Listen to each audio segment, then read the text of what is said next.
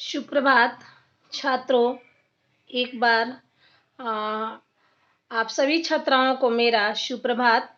और मैं आपसे यही उम्मीद करती हूँ कि आप घर पे रहें, सुरक्षित रहें और अपने पढ़ाई पर विशेष ध्यान दें। तो आइए, इसके आज जो हमारा नवम वर्ग है उसके पिछले वीडियो में हमने मौखिक क्वेश्चन को कराया था। आज हम लिखित प्रश्नों को देखेंगे। लिखित प्रश्न में दिया है संधि विच्छेदम कुरुता, यानी संधि विच्छेद कर लेना है। तो यहाँ पे हमारा हो जाएगा वार्तालाप दिया है, तो वार्ता धन अलाप। दूसरा दिया है नेयम, तो न धन इयम। तीसरा दिया है एतदर्थम, तो इसका हम लिखेंगे एतद धन। देखिए इसको लिख देते हैं एतद धन अर्थम, द में हलंत लग जाएगा। अत्रैव आप लोगों को पता है अत्र धन एव, और विषय अस्मिन जो दिया है तो विषय धन अस्मिन हो जाएगा। ठीक है, अब हम बढ़ते हैं आगे, देखते हैं लिखित प्रश्नों के 2 नंबर प्रश्न क्या है। तो इसमें 2 नंबर जो प्रश्न दिया है वो है अधोलिखित वाक्येषु रेखांकित पदानि आधृत्य प्रश्नानाम रचयत, यानी नीचे जो नीचे वाक्य है और जो रेखांकित हमारा प्रश्न है उसमें प्रश्नों का निर्माण करना है। इन प्रश्नों में ही प्रश्न का निर्माण कर देना है। तो देखिए ये हमारा प्रश्न नहीं है, ये हमारा उत्तर लिखा हुआ है। इसी प्रश्न में हमको प्रश्न का भी निर्माण करना है। ठीक है, तो ये प्रश्न 2 का क कह रहा है कि संस्कृतम बिना न संस्कृति, यानी किसके बिना संस्कृति नहीं है। तो किसके बिना क्या हो जाएगा यहाँ पे, इसको हम लोग लिखेंगे का बिना। अब यहाँ हम लोग लिख देंगे, देखिएगा का बिना संस्कृति। ठीक है, अब है संस्कृति एवं आचारादय। संस्कृत एक आचारा विचारा है, आचार विचारों से मिलने वाला ये भाषा है। तो ये कह रहे हैं कि कौन सी भाषा है, तो कस्मिन, यहाँ पे हम लोग लिखेंगे कस्मिन। किस भाषा में आचार विचार और भावनाओं का जो सम्मान होता है वो मिलता है, तो वो हमारे संस्कृत भाषा में मिलता है। अब ग नंबर में दिया है भारतीय भाषा अस्य ऋणम धारयति, भारतीय भाषाओं का यह भाषा ऋणी है।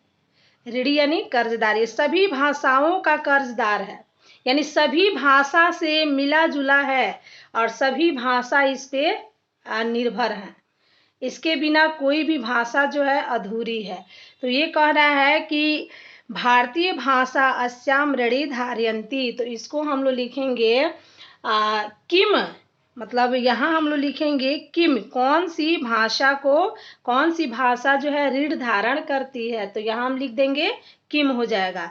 अब कह रहा है कि 10 उपनिषदः सन्ति, 10 उपनिषद हैं, तो यहाँ हम लोग लिखेंगे कति उपनिषदः सन्ति, यानी कितने उपनिषद है।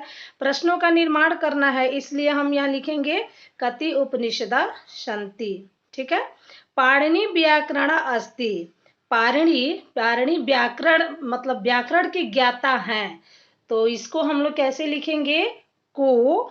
ठीक है, को व्याकरणो, यहाँ लिखेंगे को व्याकरण अस्ति, तो पाणिनि व्याकरण अस्ति। ठीक है, अब देखिए, अब फिर दिया है क्वेश्चन नंबर 3 में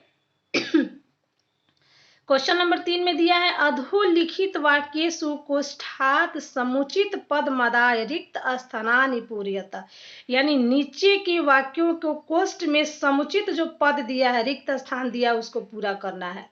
जो कोष्ठ में शब्द दिया है उसी के सहायता से ये जो रिक्त स्थान है उसको हम पूरा करेंगे। तो सबसे पहले हम पूरा करेंगे, देखिए कह रहा है कि संस्कृति बिना न क्या, संस्कृति बिना न। अब रेखांकित शब्दों में हमारा ये 3 ऑप्शन दिया, उसमें से हम क्या चूज करेंगे, क्या भरेंगे, तो संस्कृति। क्या भरेंगे, संस्कृति भरेंगे, क्योंकि संस्कृति के बिना संस्कृत नहीं है। अब दूसरा जो दिया है, देखो भाषाणाम जननी, भाषाओं की जननी किसे कहते हैं, तो हिंदी होगी नहीं, अंग्रेजी होगी नहीं, तो यहाँ पे क्या हो जाएगा, हमारा संस्कृत हो जाएगा। और पहला में जो 3 का क है वो हमारा संस्कृति हो जाएगा। इयम भाषायाम, अब कह रहा है कि आप लोग को जब हम अपने वर्ग में पढ़ाएंगे तब आप लोग को पता चलेगा कि इयम भाषा अस्ति, अब यहाँ रिक्त स्थान है तो यहाँ पे हो जाएगा अजरा अमरा, अजरा अमरा, ठीक है न इयम भाषा मृता, यह भाषा जो है अजर अमर है, न कि मृत भाषा है। आप कह रहे हैं कि क्रियार्थे लकार, क्रियार्थे लकार यानी क्रिया के अर्थ में लकार है 10। दशा व्याकरण शास्त्र से लेखक, व्याकरण शास्त्र के लेखक कौन है, पाणिनि है, ठीक है। अब यहाँ देखिए, अब ये चीज दिया है अब चौथा क्वेश्चन हमारा दिया है संस्कृत भाषायाम अनुवाद कुरुता, संस्कृत भाषा में ही अनुवाद को करना है। तो यहाँ दिया है कि विनय के बिना विद्या व्यर्थ है, विनय के बिना विद्या व्यर्थ है। तो इसको हम लोग लिखेंगे विनयम बिना विद्या व्यर्थ, ठीक है, विनयम बिना विद्या व्यर्थ अस्ति, अस्ति नहीं डाल के यहाँ पे भवती लिखेंगे, क्योंकि ये सत्य ही है कि विनय के बिना विद्या नहीं होता है या व्यर्थ होता है, दोनों का जो भाव है एक ही है, व्यर्थ होता है या व्यर्थ है, ठीक है। अब तो हम इसको क्या लिखेंगे, विनयम, विनयम बिना, देखिए विनयम बिना विद्या व्यर्थम भवति। अब ज्ञान के बिना सुख नहीं है, तो ज्ञानाय बिना सुखम नास्ति, ज्ञानाय बिना हम यहाँ लिखेंगे ज्ञानाय बिना सुखम नास्ति, सुखम नास्ति। उसी तरह है राम के बिना अयोध्या नहीं है, तो रामस्य बिना अयोध्या नास्ति, रामस्य इसका हो जाएगा रामस्य बिना अयोध्या नास्ति, यानी राम के बिना अयोध्या नहीं है। फिर दिया है वेद 4 है, तो चत्वार वेद, वेद 4 है तो चत्वार वेद। और फिर दिया है पुराण 18 है, पुराण 18 है, तो यहाँ हम लोग लिखेंगे अष्टादश, अष्टादश का मतलब 18 होता है, अष्टादश,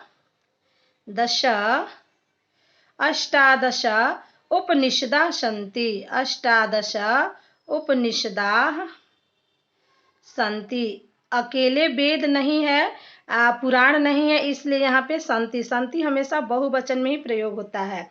अब देखिए इसमें दिया है स्मृतियाँ 108 है, स्मृतियाँ, यहाँ देखिए पुराण अष्टाध्याया, यहाँ इसको हम काट देंगे, ये गलती हो गया, यहाँ पे हम लोग लिखेंगे केवल अष्टादश पुराण, पुराण सन्ति, ठीक है, अष्टादश पुराण सन्ति यानी पुराण 18 हैं। अब फिर इसमें कह रहा है कि स्मृतियाँ 108 है, स्मृतियाँ किसको कहते हैं, तो उपनिषद को।